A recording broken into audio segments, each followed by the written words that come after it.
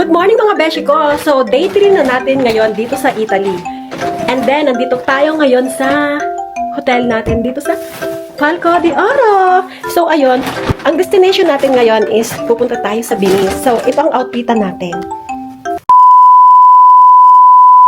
Hi everyone! Good morning! Bonjour! Buongiorno! And dzień dobry! At pangatlong araw na po natin dito sa Italy. And today's destination is we're going to Venice. At ito nga pala ang outfit natin para sa Venice. And syempre, the first and foremost is magsusukat po muna tayo. At ito nga po pala ang outfit natin for today. Cuff, dress, then boots. And let's come back the topic from yesterday happened to Florence. Alam nyo ba, sobrang ganda ng Florence na kung tawagin is City of Museum. At grabe ang na-experience ko dito sa Florence at wala akong masabi sa sobrang ganda. This is unforgettable moment in my life, which is Italy. Ay, sobrang ganda talaga dito sa Italy mga kabeshi. And today is kakain naman tayo ng breakfast dito sa hotel na kung saan dito kami nagstay. Actually, yung canteen nila dito is located to downstairs. At later, we're gonna show you and we will eat breakfast. At eto nga po pala ang result ng outfit natin. Hay, nakatapos din ako magsukat ng outfit ko. At sobrang nagustuhan ko ang outfit ko ngayon. Actually, sa Shein ko lang to nabili. Yung dress at saka boots. And then my cap. Lahat ng yan is sa Shein ko lang talaga siya na-order. Sobrang ganda at sobrang worth it. Thank you, Shein. At tapos na nga kaming magbihes ng mga kasama ko. Kaya naman, pupunta na kami sa baba para kumain ng breakfast. And this is my second time of our breakfast here in Palco di Oro. At sobrang dami nilang food dito sa Palco di Oro. Palco di Oro, you are worth it. Worth it na worth it ka sa akin. At hindi mo ako ginugutom. Char! At eto na nga, nagkayayaan na nga kaming pumunta sa baba para kumain ng breakfast. At eto nga yung dalawa kong kasama, si Joy at si Eileen. At eto nga po pala ang room namin dito sa Palco di Oro. Nakalocated po ang room namin sa number 336. At maya-maya nga po, ay pababa na kami at nag-aanting na po kami ng elevator. At dahil nga nandito tayo sa second floor, ay napakaganda ng view sa labas. At eto na nga, nandito na tayo sa baba. Papunta na tayo sa canteen. At tamang-tama dahil sobrang gutom na ako for today. At napakaganda nga pala ng sikat ng araw dito sa Italy. At sobrang ganda ng umaga ko ngayon. At maya-maya nga, ay nandito na tayo sa loob ng canteen. At nakita ko na nga yung mga food nila. At napakadami. At tamang-tama dahil gutom na talaga ako. At maya-maya nga ay dumating na din ang mga iba nating mga kasama. At bumaba na rin sila dito sa kantin para kumain ng breakfast. At nagkita-kita na naman po ulit kami at sobrang saya ng ganitong experience. At mabuti na nga lang po ay sumama tayo sa ganitong activities at marami din tayong nakilalang iba't ibang lahi. At ganun po pala ang feelings, no?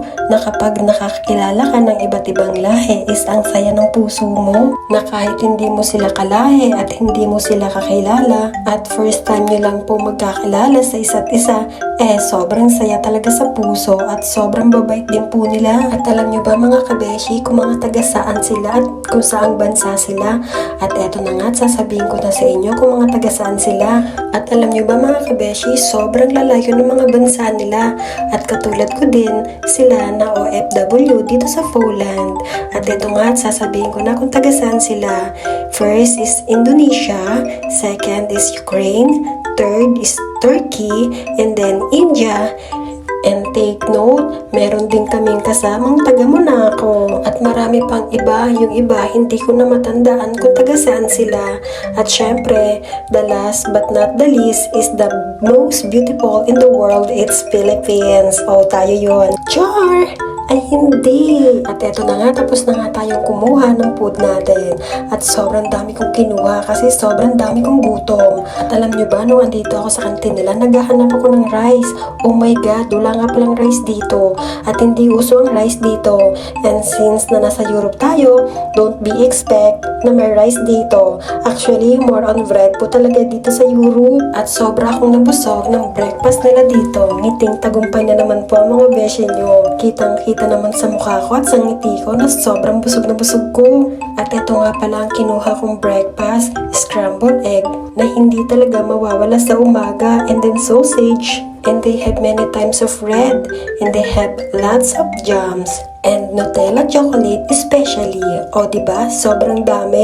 And then coffee, syempre hindi mawawala yon. Coffee is common na po para sa ating lahat at naging kasabay din namin yung Indiana sa elevator. Actually, nagtanong sila kung taga saan kami. Ang sabi ko is Philippine. O diba? Sobrang ganda ng view sa labas. Yan ang kuha ng view pag nandito ka sa taas. And then tapos na tayong kumain, kaya pupunta na tayo sa room natin. And syempre, sobrang mabait din ang staff nila.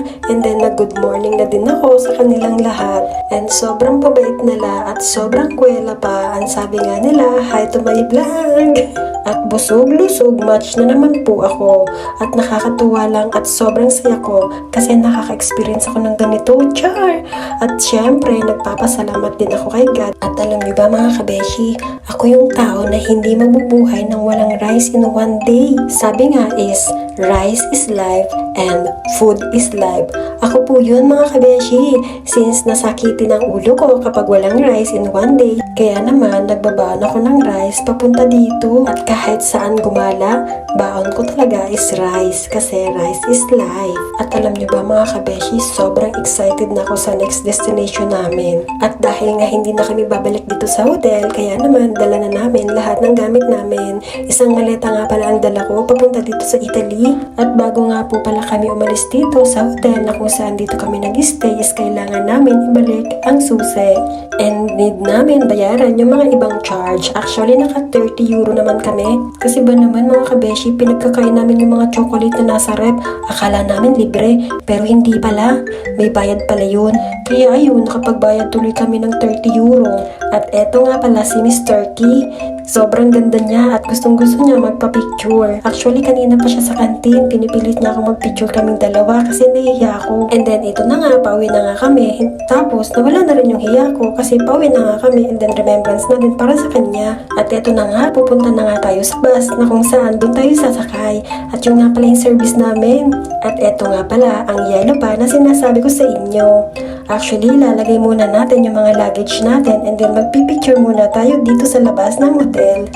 Para remembrance na rin mga kabeshi bago umalis. At since na nandito po tayo sa hotel na kung saan dito kami nag-stay, kaya naman ito muna ang mini-vlog natin. At alam nyo ba, unang explore namin dito sa Italy, first is Bologna, sabi ko nga is sobrang ganda. Second day is Pisa and Florence, napakaganda doon. Pisa and Florence is this is from yesterday at sobrang ganda, wala akong masabi. But now, this is the third day in Italy. Today naman po is Venice naman po ang pupuntahan natin. Kaya naman igagala ko po kayo at papakita ko sa inyo ang napakagandang pasyalan namin dito sa Italy. At sobrang excited na akong ipakita sa inyo at i-share sa inyo ang pupuntahan namin dito sa Italy, which is Venice. At hanggang dito na lang ang aking mini vlog and Bisenya to Yutra, and follow for more. Bye!